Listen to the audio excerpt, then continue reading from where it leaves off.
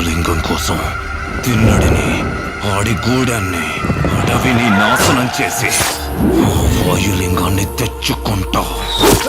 ఆ తిన్నడు సామాన్యుడు కాదు. అతన్ని దాటి వాయులింగాన్ని చేరడం అసాధ్యం.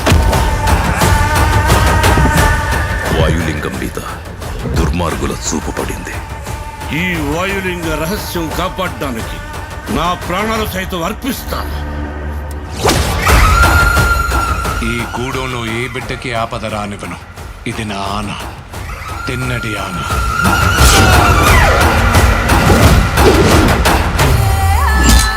శివుణ్ణి రాయంటావా? రాయిని రాయనక ఏమంటారు నెమలరాని? వినపడని వాడికి విన్నపాలెందుకు, వీళ్ళకి దండాలెందుకు?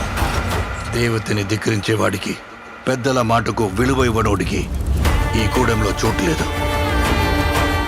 ముందా రాయిని తీసుకెళ్లి అడవిలో పడేస్తే గానీ నీకు పిచ్చి తగ్గదు. తప్పు మామ, అలా అనకూడదు. ఇలాంటి వాడు మీకు గొప్ప భక్తుడవుతాడని నమ్మకం ఏంటి ప్రభు? నీతో పాటే నేను ఆ సమయం కోసం ఎదురు చూస్తూ ఉన్నాను.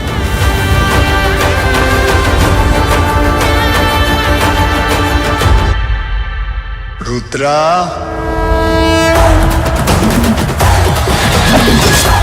ఎవరు నువ్వు? ఆ పెద్దోళ్ళందరికంటే నేనే పెద్దోడిని. నన్ను మించిన శివభక్తుడా ఈ సృష్టిలో లేడు. ఏమో అనుకున్నాను, నువ్వు నీ దేవుడు తోడు దొంగలే.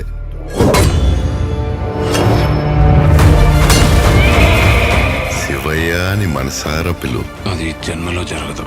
ఓ సంతటోడివా? వెలివిద్యలో నీకన్నా గొప్పవాడొకడు ఉన్నాడని తెలిసి అతని బొట్టని వెళ్ళి తెప్పొట్టించింది నువ్వే కదా. వెళ్ళబోయా, వెళ్ళిక నుంచే. నేనింక నిన్ను వదలను. ఇది నా ఆన, తిన్నడి ఆన. శివలీల.